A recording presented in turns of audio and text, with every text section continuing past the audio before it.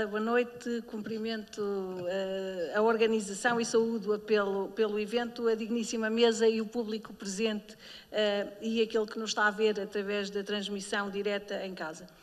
Efetivamente, essa questão que colocou é uma questão muito pertinente, mas eu não enverdaria por uma divulgação da região assente apenas nestes produtos, que são produtos de excelência reconhecida, mas que é preciso continuar a divulgar, mas efetivamente é preciso nós divulgarmos e promovermos a região como um todo.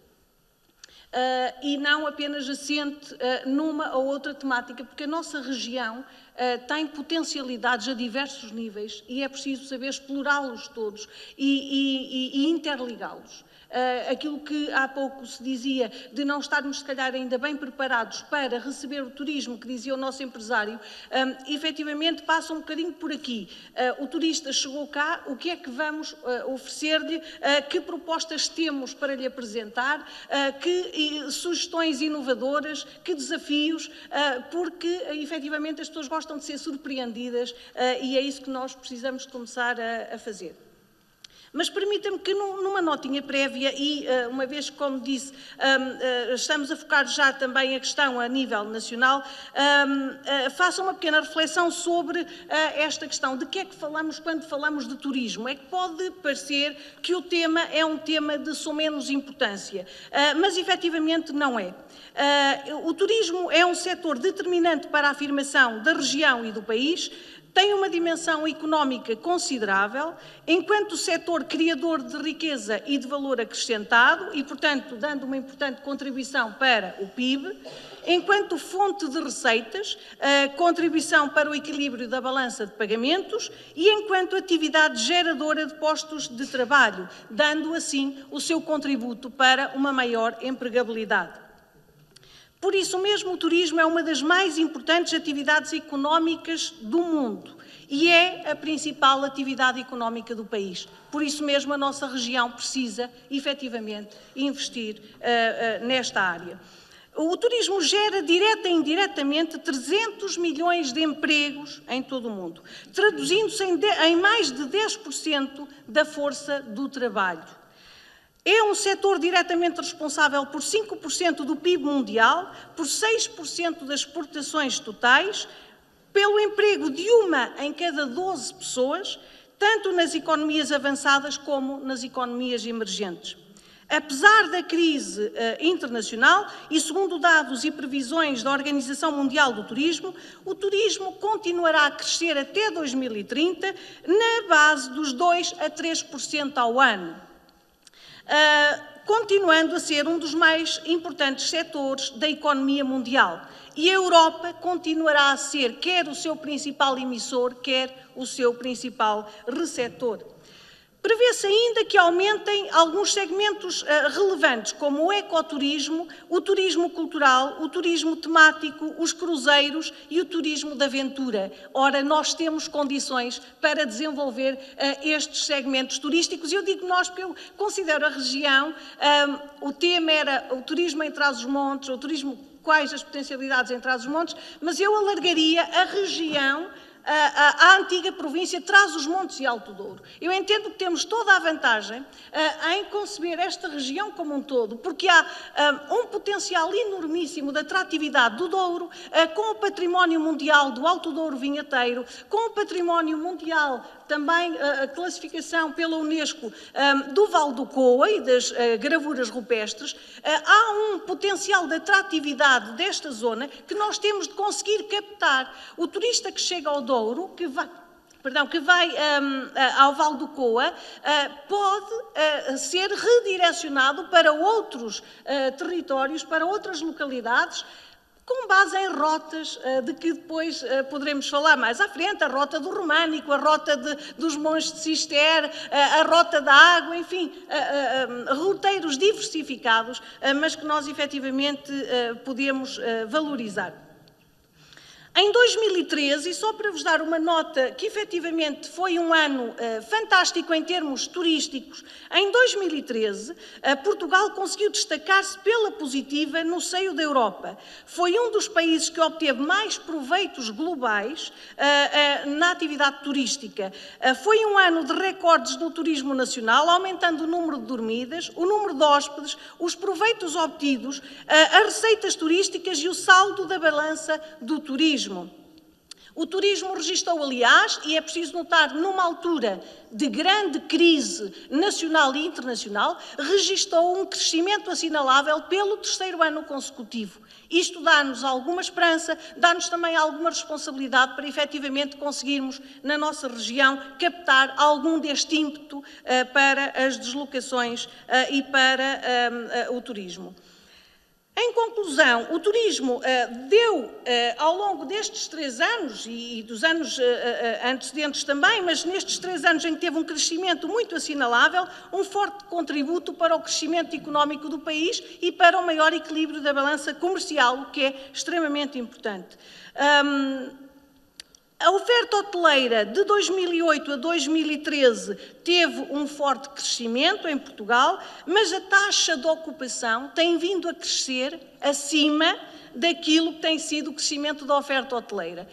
Portanto, são sinais positivos, são sinais de esperança. Em Portugal tem-se assistido também a uma redução da sazonalidade. Meses que tradicionalmente eram meses bastante mortos, bastante parados em termos de atividade turística, o maio, o novembro, são meses que nos últimos anos têm tido uma atividade turística assinalável, o que quer dizer que os padrões também começam a alterar-se e que, como dizia o Sr. Vereador há pouco, as pessoas optam muitas vezes por fazer pequenas saídas ou mais saídas, embora por menos tempo, mas efetivamente saindo mais.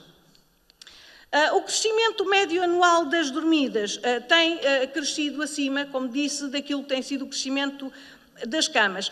Também em termos de rankings internacionais, Portugal ocupa, em termos turísticos, excelentes lugares. E isto também é um indicador importante que os nossos empreendedores, os nossos empresários, os nossos autarcas e toda a sociedade civil deve, de facto, congratular-se, mas também, ao mesmo tempo, saber captar aquilo que daqui pode resultar. No Travel and Tourism Competitiveness Index de 2013, Portugal aparece em terceiro lugar no destino mediterrâneo, em 11º na União Europeia a 27 e em 20º lugar a nível mundial. Concorrentes nossos como a Espanha, naturalmente a Espanha aparece em 4º lugar no Mundial, que é muito bom, e portanto nós tenderemos enfim, a tentar chegar a um lugar assim mais confortável, mas efetivamente nós estamos no 20º a nível mundial, que enfim, já é um lugar muito aceitável. Ficámos também, em termos de receitas turísticas, em dados divulgados pela Organização Mundial de Turismo, em 25º lugar mundial, em 2013. Como destino para congressos, ficámos na 10ª posição a nível europeu e na 17ª a nível mundial, em termos de destino para congressos internacionais. A marca Portugal foi considerada a 8ª mais valiosa do mundo em matéria de turismo. E reparem, no cômputo geral, na avaliação geral do país, nós ficamos em 51º lugar. Mas no setor do turismo ficamos em 8º lugar mundial. Isto mostra que, efetivamente, em matéria de turismo, Portugal foi a marca que mais cresceu em termos de valor. Aqui está outro sinal positivo.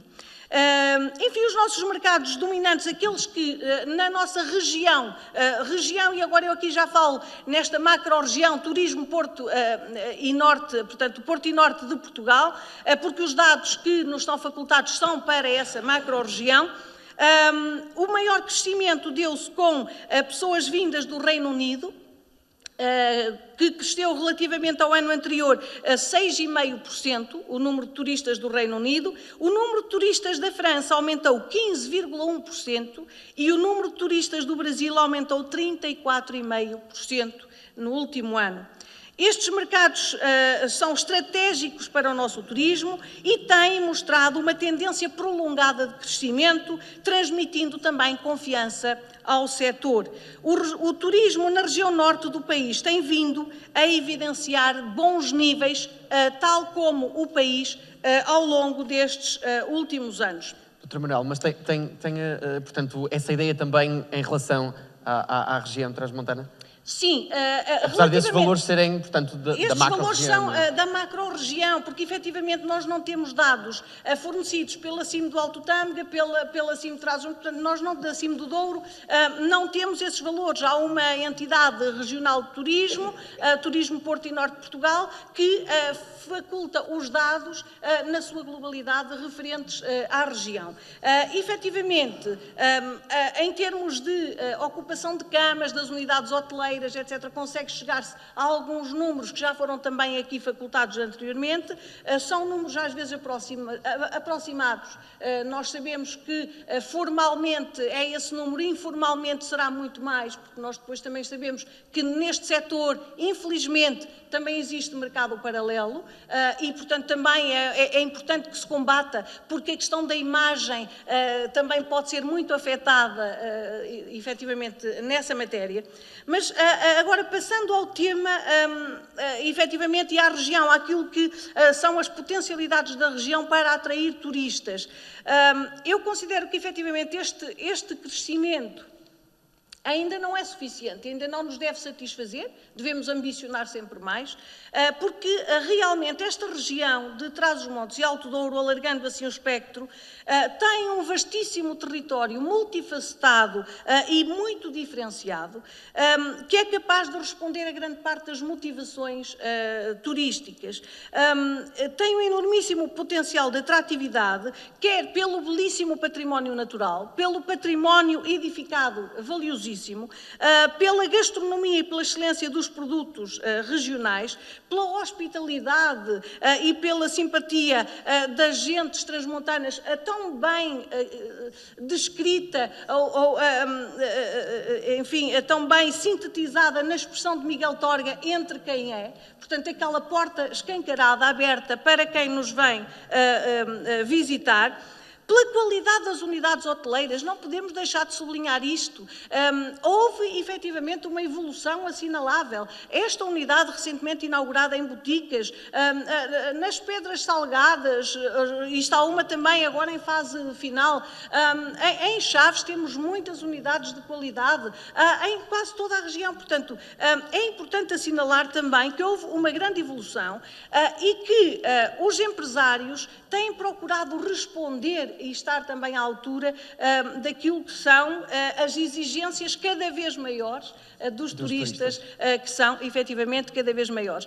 Não podemos deixar, só para terminar esta ideia, não podemos deixar de considerar que esta região deve aproveitar as potencialidades dos dois patrimónios, considerados patrimónios da humanidade e classificados pela Unesco, e que deve depois conseguir atrair estes turistas, quer para um turismo de natureza ou turismo paisagista, ou aquilo que está muito em voga hoje, o ecoturismo. Efetivamente, nós temos muito boas condições para este tipo de turismo. Temos os parques, além das duas regiões consideradas património mundial pela Unesco, os parques naturais de Montezinho, o Douro Internacional, o Alvão. Temos também uma parte do único parque nacional, aqui no concelho de Montalegre, o Parque Nacional da Peneda Gerês, ainda aqui no território da nossa região. Paisagens protegidas, por exemplo, praias fluviais como a da Albufeira do Azibo, em Macedo de Cavaleiros, vastos recursos florestais e parques, ainda recentemente o Parque de Natureza e Biodiversidade de Boticas também está a ser requalificado e que foi recentemente visitado pelo Sr. Primeiro-Ministro, o Pena Aventura Parque, uma série de parques que nós temos e que podem potenciar esta vinda de turistas também. Temos miradouros fantásticos de cortar a respiração em todo o nosso território. Temos diversos cursos de água que potenciam a pesca desportiva ou profissional, passeios de barco, as cascatas, as fisgas de Armelo. Acredita que todos esses espaços ou todos esses locais são divulgados ao ponto das pessoas conhecerem-nos bem ou chegarem até eles? Acredito que ainda não são suficientemente divulgados. E acredito que, às vezes, ouve-se falar das fisgas de Armelo, mas depois não se sabe bem onde fica, onde é que se pode ficar, para quem é que se há visitas guiadas ou não, porque depois há determinados destinos em que é preciso haver um roteiro muito detalhado, com indicações muito claras, ou então visitas guiadas, a possibilidade de existirem visitas guiadas. E creio que é um desafio que fica para este território. Tudo isto são vastíssimas oportunidades, como vemos, só no turismo de natureza. Depois temos outras ofertas no turismo cultural. Peço desculpa interromper, atrevo-me a dizer, se calhar, com o que vamos aqui conversando, que, de certa forma, o turismo está necessitado de uma organização ou de uma reorganização no território. Eu diria, não é bem uma reorganização no sentido de se trabalhar mais em rede, estabelecerem-se parcerias, juntas de freguesia, câmaras municipais, a região Turismo Porto e Norte de Portugal, as associações, empresários, a associação a ACISAT, uma série de entidades que se juntem para ver o que é que se pode fazer, como é que podemos vender melhor o nosso produto. Nós temos um produto de excelência. Agora, como é que nós vamos conseguir vender melhor o nosso produto? Portanto, Este é o desafio.